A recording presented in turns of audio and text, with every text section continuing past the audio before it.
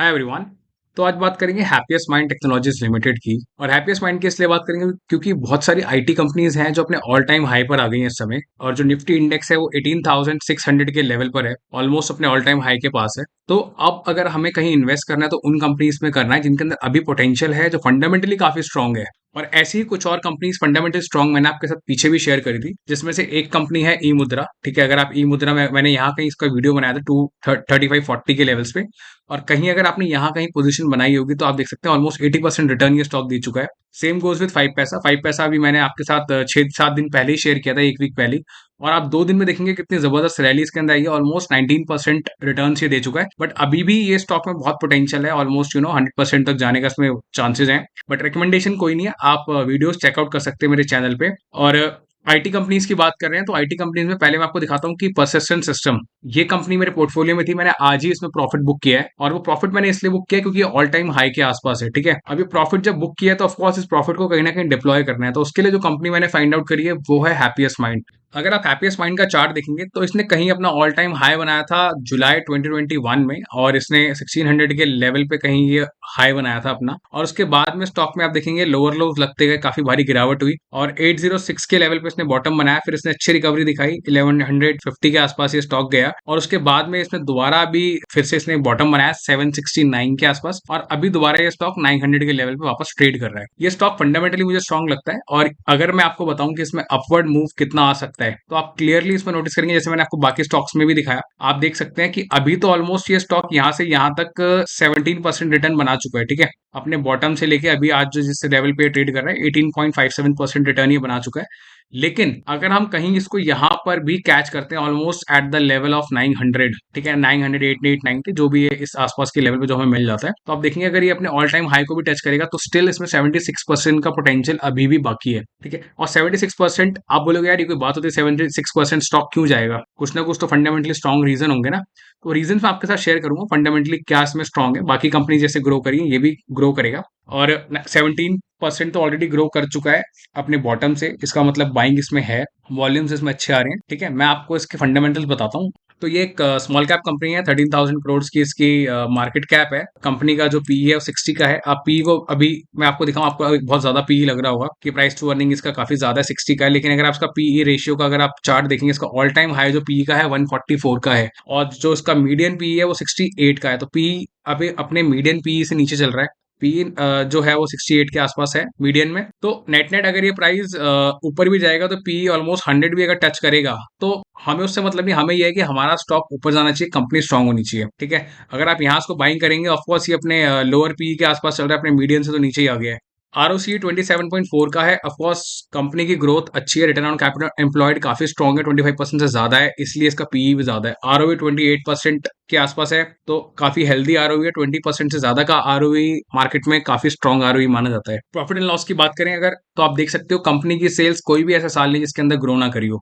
ठीक है, हर साल कंपनी की सेल्स ग्रो कर रही है, इस साल भी ग्रो कर रही है एनुअली। कंपनी के एक्सपेंसेस आप देखेंगे वो भी ग्रो कर रहे हैं, और इस साल ज्यादा ग्रो कर रहे हैं। वो इसलिए ग्रो कर रहे हैं क्योंकि कंपनी ने 2 नए ऑफिसेज ओपन किए हैं। ठीक है, तो उसकी कॉस्ट इसके अंदर इन्वॉल्व हुई है, इसलिए ये जो कंपनी एक्सपेंशन कर रही है उसमें से ये कॉस्ट इंक्रीज हुई है। ठीक है, और आप अगर इनके नेट प्रॉफिट की बात करें तो नेट प्रॉफिट कंपनी का आपके सामने ही है, हर साल ग्रो कर रहा है। 186 करोड़, इस बार 216 करोड़ का प्रॉफिट किया है।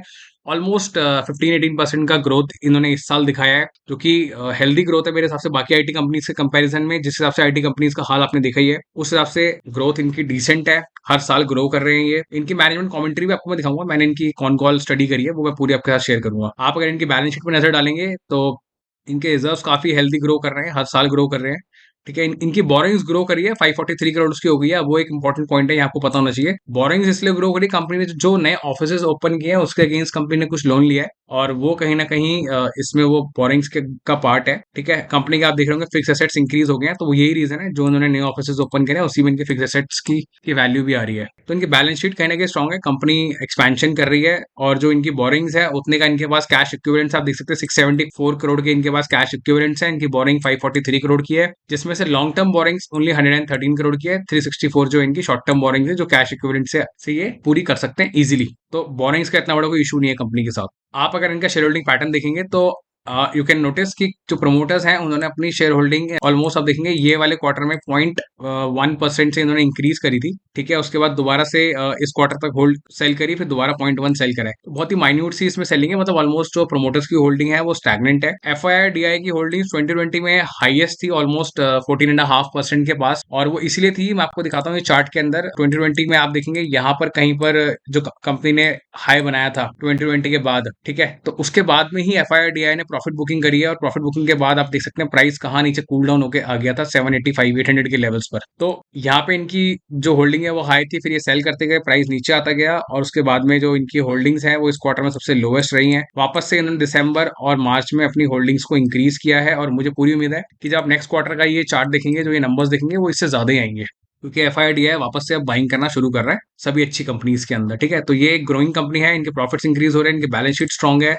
ठीक है, और FII-DI की कन्विक्शन है ऑलमोस्ट 5-6% की है। और अगर मैं आपको कंपनी की कॉन कॉल दिखाऊं, तो ये कंपनी की कॉन कॉल है, May 08 को ये कॉन कॉल हुई थी, अभी 3 हफ्ते पहले ही, तो एकदम लेटेस्ट है ये। और कंपनी के जो एग्जीक्यूटिव चेयरमैन है अशोक सूता, काफी स्ट्रॉन्ग एंटरप्रेन्योर रहे हैं। अगर मैं इनका ट्रैक रिकॉर्ड आपको दिखाऊं एक बारी, तो इनका मैंने ये विकिपीडिया पे आपके लिए इन्फॉर्मेशन निकाल के रखी है, आप देख सकते हैं। तो अशोक सूता जो है बेसिकली, इनका करियर अगर आप देखेंगे, तो इन्होंने 1984 से 1990 तक एज अ प्रेसिडेंट काम किया है विप्रो इन्फोटेक में।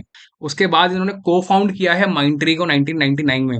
आप माइंडट्री को अब LTI माइंडट्री के नाम से जानते होंगे, जिसको LTI ने भी बाई किया था, लार्सन टुब्रो ने माइंडट्री को, इन्होंने उसको को फाउंड किया था। तो इतनी स्ट्रॉन्ग कंपनी है वो, आपके सामने ही है अभी, आप उसके चार्ट को और उसके नंबर्स को देख सकते हैं, अभी गूगल पे आपको सब मिल जाएगा। और उसके बाद 2011 में उन्होंने हैप्पीएस्ट माइंड को फाउंड किया है। तो जो कंपनी के एग्जीक्यूटिव चेयरमैन है, उनका ट्रैक रिकॉर्ड काफी स्ट्रॉन्ग है। विप्रो ऐसी कंपनी के साथ उन्होंने 15-16 साल काम किया, उसके बाद इतनी बड़ी कंपनी बनाई माइंडट्री जैसी, और अब हैप्पीएस्ट माइंड बनाया, और वो कितनी अच्छी पेस के साथ चल रहा है आप देख सकते हो, उसके प्रॉफिट कितने अच्छे आ रहे हैं। ठीक है, तो एक प्रमोटर की कन्विक्शन होती है कि हाँ, ये प्रमोटर अच्छी कंपनी को चलाएगा, तो वही चीज है। कई बार आप कंपनी पे ज्यादा प्रमोटर पे पैसे लगाते हो, ठीक है, तो ये बेट प्रमोटर के साथ साथ कंपनी की भी है। तो अगर मैं आपको इनके कॉन कॉल की डिटेल्स और आगे दिखाऊं, तो यहाँ पे जो अशोक सूता है, उन्होंने अपनी कॉन कॉल के अंदर जो एक इनिशियल अपडेट में उन्होंने बताया कि काफी स्ट्रॉन्ग बिजनेस पाइपलाइन है इनकी। बिजनेस पाइपलाइन का क्लियर मीनिंग ये है, जो बिजनेस इनको मिल रहा है, ठीक है, वो काफी स्ट्रॉन्ग है, वो नंबर्स, और इनकी प्लानिंग है अभी 1300 नए लोगों को अपनी कंपनी में ऐड करने के लिए, ठीक है, न्यू लोगों को हायर करने के लिए,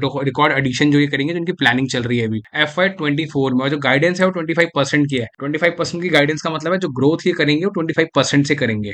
और जैसे मैंने आपको बताया था, कंपनी ने अपने न्यू ऑफिसेस ओपन किए हैं, तो कंपनी ने अपनी कैपेसिटी को इंक्रीज किया है अपने डिलीवरी सेंटर्स के अंदर। बैंगलोर में इंक्रीज किया, नोएडा, भुवनेश्वर एंड मदुरई, ये 4 इंडियन लोकेशंस हैं जहां पर इन्होंने अपनी कैपेसिटी को इंक्रीज किया है। और 2 न्यू ऑफिस इन्होंने न्यू जर्सी और सियाटल में भी ओपन करे हैं। ठीक है, और इस साल कंपनी ने 31 न्यू कस्टमर्स ऐड करे हैं, जिसमें से टोटल अगर आप कस्टमर्स देखेंगे तो 237 हो गए अब। ठीक है, और जो एवरेज रेवेन्यू आता है इनको हर एक कस्टमर से, वो $803,000 का आता है। ठीक है, विच इज ह्यूज नंबर। और जो कंसिस्टेंटली ग्रो कर रहा है, पिछले साल 630 था वो नंबर, और इस साल वो बढ़ करके 803,000 के आसपास आ गया है। और इस साल कंपनी का हेडकाउंट एंड होते हुए 4,917 का है, जिसमें से 749 न्यू एम्प्लॉइज इन्होंने ऐड करे हैं।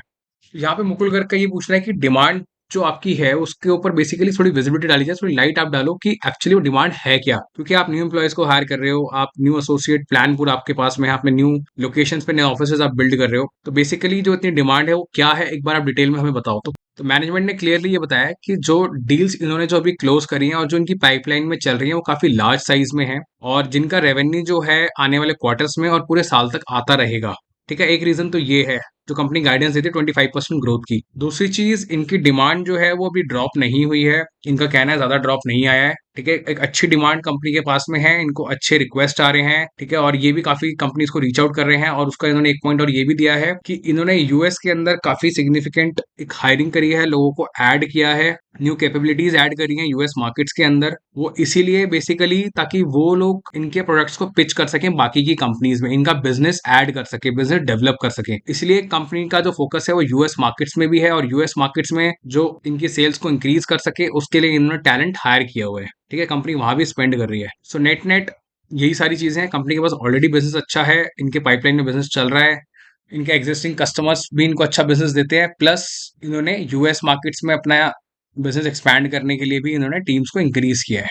और यहाँ पे कंपनी से बेसिकली ये पूछा गया था जो अभी बैंकिंग क्राइसिस हुआ है उसके अंदर, तो उन कंपनी को इम्पैक्ट है। कंपनी कहती है नो, जितने भी वो बैंकिंग क्राइसिस हुआ है उसमें से कोई भी कंपनी का कस्टमर नहीं था, ठीक है। जो इन्वायरमेंट चल रहा है उससे इनको कोई कोई भी इम्पैक्ट अभी हुआ नहीं है, ठीक है। और ना ही फ्यूचर में इनको लगता है कि वो इम्पैक्ट इनको करेगा। इनकी ग्रोथ जो है वो स्टेबल है, और ये नए एरियाज के अंदर एंटर करने की कोशिश कर रहे हैं, जैसे कि हेल्थ केयर में बिजनेस इनका भी नहीं है, तो they are just trying to get into those areas.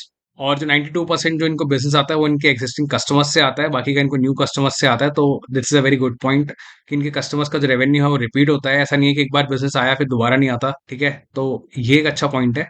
और यहाँ पे कंपनी से मर्जर एंड एक्विजिशन के लिए पूछा गया था कि आपको कोई ऐसा कोई प्लान है, तो कंपनी ने क्लियरली ये बोला कि ये प्लान ऊपर, मतलब पूरी कॉन कॉल का जिस बताता हूँ मैं आपको, तो मर्जर एंड एक्विजिशन के ऊपर तो कंपनी का यही कहना है कि मर्जर्स और एक्विजिशन कंपनी भी ऐसा कोई प्लान नहीं करी, लेकिन हाँ अगर ऐसा कुछ होगा भी तो कंपनी उस कंपनी के साथ वो डील करेगी जो इनको बाकी न्यू सेगमेंट्स के अंदर एक्सपेंशन का मौका दे, जहां पे कंपनी की खुद की, हैप्पीएस्ट माइंड की खुद की एक्सपर्टीज नहीं है। ये उस कंपनी को एक्वायर करेंगे जिनसे इनकी एक्सपर्टीज और एक्सपैंड हो, ठीक है। जो काम ये खुद करते हैं वो तो हो ही, प्लस अलग से और नई चीजें ये ऐड कर पाए। अभी ऐसी कोई कंपनी की मर्जर एक्विजिशन अभी चल नहीं रहा है, लेकिन हाँ फ्यूचर में ये उसको कंसिडर कर सकते हैं।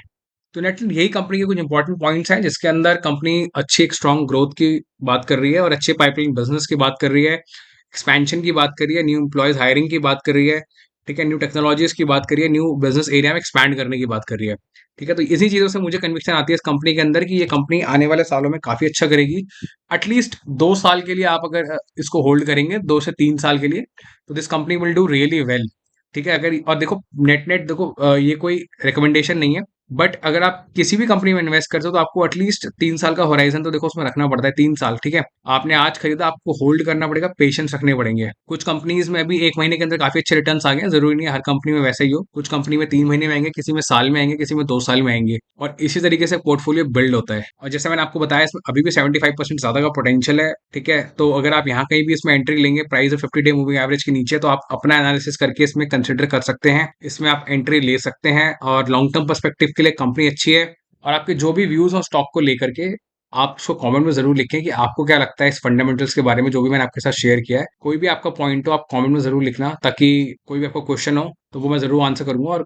और आपके कमेंट आए थे पिछले वीडियो के अंदर कुछ कंपनीज को लेकर के, उन पर भी मैं स्टडी कर रहा हूँ, वो वीडियोज में आपके साथ शेयर करूंगा आने वाले दिनों में।